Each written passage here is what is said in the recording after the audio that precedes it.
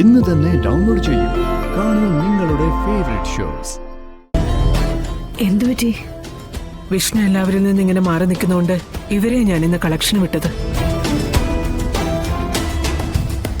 പണം കിട്ടിയില്ലെന്ന് മാത്രമല്ല, പണം ചോദിച്ചതിന് രണ്ടുപേരെ നന്നായി തല്ലുകയും ചെയ്തു. അയ്യോ, ഇങ്ങനെ പോയത് എവിടെ ചെന്നെത്തുമെന്ന് എനിക്ക് അറിയില്ല ശാരദാമ്മേ. അല്ല, എന്തായി ജോൾസിന്റെ അടുത്ത് പോയിട്ട്? അത് വിഷ്ണു എവിടെയുണ്ടെന്ന് വല്ലതും പറഞ്ഞോ? അത് പിന്നെ ജോൽസിന് വിഷ്ണു എവിടെയാണെന്ന് കണ്ടെത്താൻ കഴിഞ്ഞില്ല. ഒന്നും തെളിഞ്ഞില്ലെന്നാ പറഞ്ഞത്. ആരാ പോന്നേ?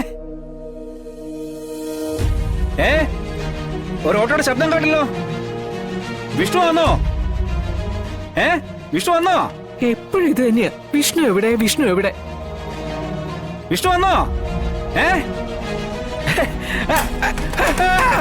അയ്യോ, രാഘവേട്ടാ! അയ്യോ അച്ഛാ, അച്ഛാ, സാറേ കമല, പിടിക്കണോ? ഈശ്വര, എന്തൊക്കെയാ?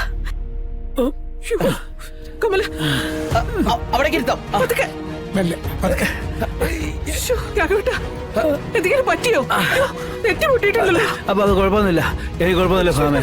അവിടെ തട്ടിയതാണ്ട. രാഘവേട്ടാ, കമല, അച്ഛാ, കാലിനെന്തെങ്കിലും പറ്റിയോ? ഒന്നുമില്ലടാ, അങ്ങനെയില്ല. എന്താ രാഘവേട്ടെ കാണിച്ചത്? നോക്കി വരണ്ടേ? അല്ലാതെ തന്നെ കഷ്ടകാലം. അതിന്റെ കൂടെ നമ്മളായിട്ട് കൂടെ ഉണ്ടാക്കുന്ന എന്തിനാ? എന്റെ വിഷ്ണു വന്നാ, എനിക്ക് അവനെ കാണണം, എനിക്ക് അവനെ കാണണം ഭാമേ. ഞാൻ ഡോക്ടറെ ഒന്ന് വിളിക്കട്ടെ? വേണ്ട ഭാമേ, വിഷ്ണു വന്നാ ഡോക്ടറെ വിളിക്കാൻ വേണ്ടി മാത്രമൊന്നുമില്ല. എന്ന് പറഞ്ഞാൽ എങ്ങനെയാ? ചോര ഒഴുകുന്ന കണ്ടില്ലേ? അല്ല മോൻ,